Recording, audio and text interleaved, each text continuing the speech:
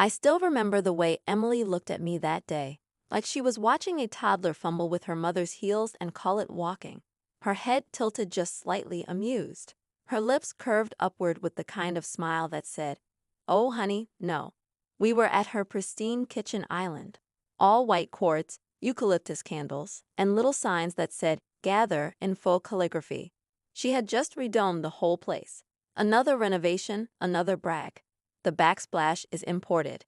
Italy, she'd said earlier with a wink, as if that detail somehow proved she'd made it. She poured me a cup of something herbal and steeped in judgment. I was already uncomfortable. Emily had a way of making even her silences feel expensive. That's when I said it. It wasn't a big announcement. It slipped out.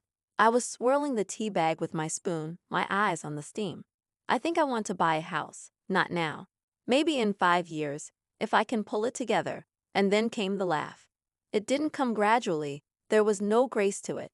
It exploded out of her like a cork from a bottle, sharp and sudden. She actually had to place her cup down because her shoulders started shaking. "Layla," she gasped, still laughing, "you should really dream smaller. Dream smaller." Each word hit me like a slap soaked in perfume. She said it like it was kindness, like she was doing me a favor by setting my expectations where they should be. "You're an artist," she went on, brushing a perfect curl behind her ear. "Not a banker. There's a difference. Be realistic." I didn't speak. I couldn't. Something inside me curled up in shame. I knew Emily didn't think much of my career. She never said it outright. She didn't need to. She expressed it in raised brows when I said I sold a painting, in her silence when I mentioned working weekends, in the way she introduced me to her friends. "This is my sister Layla. She's trying to make it as an artist." But this was something else. She wasn't just skeptical. She was dismissive, certain. "You'll never afford a real home," she added, her voice soft but final, like she was sealing my fate. "You're just not built for that kind of life." And just like that, something shifted. Not loud, not dramatic, but deep. A part of me went still, like the way water freezes beneath the surface while everything above it keeps flowing. My fingers tightened slightly around the mug. I smiled, weak, automatic, but I felt like I was slowly turning to stone. I wanted to scream, to ask her who gave her the right to decide the size of my dreams, but I didn't, because I knew it wouldn't matter. People like Emily didn't argue. They declared. They appointed themselves judges of everyone else's possibilities. She thought she was being realistic. She thought she was helping.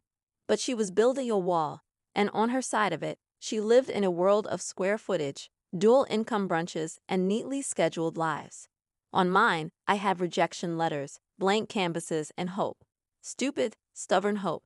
I left shortly after that. She hugged me like nothing had happened. And I let her. But as I walked to my car, I remember gripping the steering wheel so tightly my knuckles turned white. My heart thudded with something I couldn't quite name. It wasn't just sadness. It wasn't even anger. It was resolve. And it was new. For years, that moment sat inside me like a splinter I couldn't dig out. Not a wound, not exactly. Wounds heal. This was more like a fragment of glass under the skin, small, invisible to the world, but always there, always stinging when life pressed down too hard. I didn't hate Emily right away. Hatred isn't always born in explosions. It grows like rust, slow and silent. It started in little moments. The gallery rejections that felt more like gut punches than polite passings. The silence after pitching my work to curators. The "we'll keep you in mind" emails that never led to anything. And every time I picked myself off the floor from another no, I'd hear her voice. "You should dream smaller." When I scrolled past her Instagram stories, sipping wine in Santorini, posing in perfect light with her hedge fund husband, I feel it again. That heat, that taste of ash, that reminder that in her world, I didn't belong. She never saw the sacrifices. She didn't know that I painted in layers, not just on canvas, but over exhaustion and doubt. She never saw the winter I couldn't afford heating, painting in gloves so thin my fingertips blistered from cold. She didn't hear the phone calls with landlords, the trembling in my voice as I asked for just one more week. She didn't know about the nights I fell asleep on the floor of my studio, prattling half-finished pieces like lifelines. or the job I lost when I missed a shift because I was delivering work to a pop-up exhibit that no one even came to, or the box of unsold prints under my bed, each one a little whisper of failure. She didn't hear Mom's voice, kind but laced with pity, asking if I'd ever thought of teaching, or Dad, clearing his throat after I said I was still freelancing, like it embarrassed him. And still, I didn't quit. Some nights, I wanted to. God, did I want to? But something hard and quiet inside me refused. Instead, I studied marketing, algorithms, SEO, color psychology. I turned my art into more than creation. I turned it into strategy. I watched YouTube tutorials until 3 a.m. I tested, failed, tested again. I learned how to sell, how to speak to audiences, how to brand myself without losing my voice. I took every ounce of rejection and made it fuel. Slowly, things shifted. Commissions became consistent. Brands started reaching out. Collectors added me to their radar. My inbox no longer made me wince, it made me breathe. And then one day, it came. A commission offer I couldn't even process at first.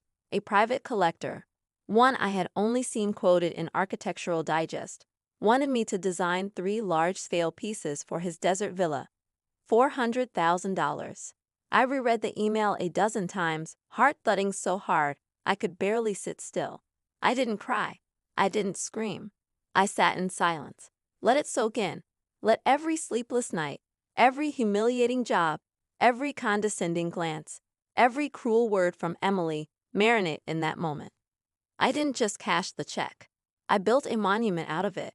Not just a home, not just 4 walls and a roof, a mansion.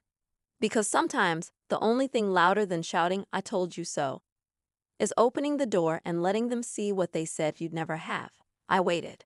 Not out of hesitation, but out of intention. Every detail mattered. The landscaping had to be perfect. Manicured boxwoods, blushing roses framing the entrance, the kind of symmetry that suggested effortlessness but whispered money. I made sure the marble counters gleamed with that soft, ethereal glow, like morning light on a still lake. The kitchen, open, sleek, professional, smelled faintly of fresh basil and lemon oil. No clutter, no crumbs, no imperfection. The gallery wall in the foyer had to be exactly right. My own work, of course, but not loud. Curated, framed in brushed gold, spotlit like the Louvre. I wanted silence when she saw it. I wanted stillness to do what words never could. Only after the final pendant light was installed and the last piece of furniture had found its forever place did I send the invitations. Cream cardstock, heavyweight, embossed lettering in metallic gold foil. No flourish, no over-explaining, just this. Liala's place, housewarming evening, private, formal attire, addressed enclosed. I hand-delivered hers, had it placed gently in the mailbox of her modern colonial in Westwood with its crisp navy shutters and smart little box garden out front. She RSVP'd in 5 minutes. No note, just attending checked and a single thumbs-up emoji. It was enough. The day of the event, I dressed carefully. A champagne-colored silk jumpsuit, sleek, tailored, draping just right over my shoulders and cinched at the waist. Gold earrings, nude heels that made a statement with every step on the imported Italian stone beneath them. My hair was tied in a soft chinin, not a strand out of place. The look was minimal but meticulous, like the house. Guests began arriving just after sunset, their cars slipping up the long curved driveway under warm amber lighting. Soft jazz played from concealed speakers. Servers moved like whispers through the crowd, offering Prosecco and hors d'oeuvres that tasted more expensive than they looked. Then I saw her SUV. It was late, purposefully, perhaps. She wanted to make an entrance. She stepped out. She was wearing designer, something structured and dark, with pointed heels and a clutch too small to be functional. Her hair was curled, her lipstick was perfect. But her face cracked the moment she looked up, jaw unhinged slightly, eyes wide. She took in the scale of it, the clean modern lines, the second-story balconies, the curved glass, the lit pathway flanked by hand-carved sculptures. This wasn't a house. This was a rebuttal cast in concrete, stone, and ambition. She walked forward slowly, like the driveway might vanish beneath her if she stepped too quickly. "Is this yours?" she asked, the words catching somewhere between disbelief and awe. I could have said so many things. I could have reminded her what she'd said to me in her own kitchen. I could have delivered the monologue I've rehearsed for years, but I didn't. I just smiled, wide and soft. "Welcome to my home." And then I stepped aside, letting her enter, letting her see, letting her feel. Because sometimes, silence isn't the absence of sound. It's the echo of being wrong. She didn't speak as I led her inside. Not when the foyer swallowed her in soft light and cool air scented with fresh eucalyptus. Not when her heels clicked against stone polished so smooth it reflected the chandelier's glow like water. Not even when she caught sight of the painting, my painting, hanging like a crown jewel over the fireplace, already signed and dated by the hand she once said would never hold more than a brush and a bill. I took my time with the tour. This wasn't revenge. It was revelation. We began in the heart of the house, my studio. Floor-to-ceiling windows framed a dusky sky that bled lavender and gold. The light danced across the canvas I was still working on, casting shadows like whispers over the paint. A private terrace curved beyond the glass, its wrought iron railing catching the breeze. The kind of studio people daydream about in journals and never expect to step inside. She said nothing, just looked around, her eyes scanning the supplies arranged like instruments, the massive central table, the wall of commissioned works waiting to be shipped to addresses that stretched from New York to Berlin. She followed me upstairs, her fingers trailing along the French oak handrail like it might vanish. The staircase was wide, graceful, the kind that didn't creak or complain but invited you to ascend with purpose. Next, the kitchen. She stopped there longer than anywhere else. I watched her take it in, the soft closed drawers, the built-in espresso machine, the massive marble island with veining like lightning frozen in stone. Her hand hovered over the countertop like she wanted to touch it but couldn't quite bring herself to. Above her, brass pendants cast warm pools of light, framing her in a glow that didn't belong to her. Her mouth opened. I braced for it. The snide remark, the patronizing curiosity, the thinly veiled jealousy dressed as just asking. But it didn't come. She closed her mouth again and looked away. That silence? It tasted better than any apology. No performance, no sarcastic smirk. Just the weight of understanding sinking in, slow and irreversible. This wasn't an accident. This wasn't luck. This was labor. Years of it. Sleepless nights and unpaid bills, humiliation and hunger. All of it distilled into walls she never believed I'd build. Outside, in the garden, the evening had cooled. The air smelled of jasmine and fresh earth. The string lights above us flickered gently in the breeze, wrapping the stone pathway in soft gold. She walked beside me like she was still searching for the right footing, not just on the path, but in this entire world I crafted without her approval. Finally, she stopped. "How did you?" Her voice was quiet, not small. Emily never sounded small, but uncertain in a way I had never heard before. Like the ground beneath her had shifted just enough to make her question where she stood. I met her eyes, calm, steady. "By dreaming big," I said. "Remember when you told me not to?"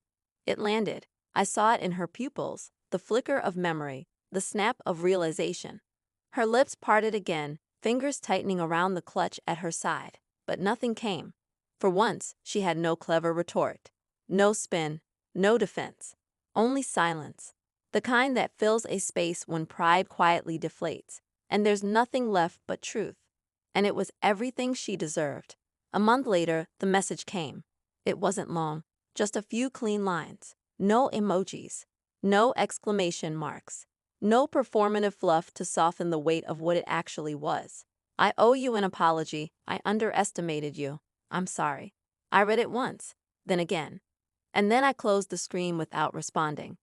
Not because I was angry, not even because I wanted to punish her, but because the moment I had waited for, that tiny seed of acknowledgement from the one person who made me feel small, had already bloomed. And it hadn't come through words on a screen. It had come in her silence. That long, stunned walk through the mansion. The way her hands hovered over banisters, her eyes clung to every light fixture, every piece of curated artwork like she couldn't believe it existed in the same world as the girl she once told to dream smaller.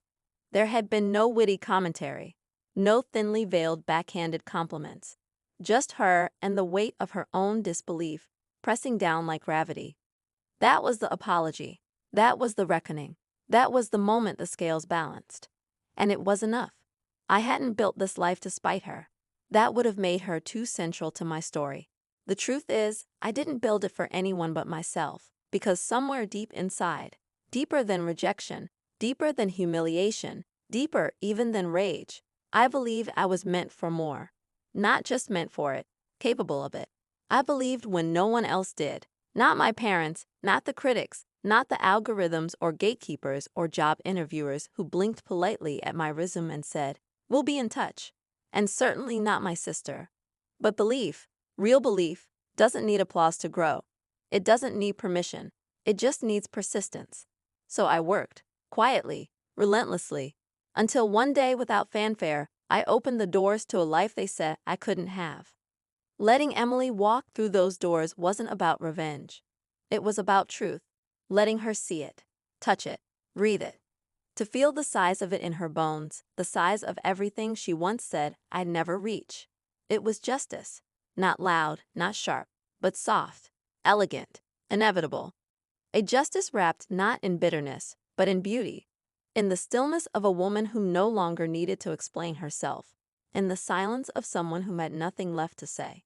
So to anyone who's ever been told they're not practical enough, not realistic, not built for the life they envision, I'll tell you what I wish someone had told me. Don't shrink your dreams to fit the expectations of those who never dared to grow their own. Dream louder. Dream bolder. Dream in colors they can't even name. Then one day when your moment comes, don't say a word. Just open the door and let them be speechless.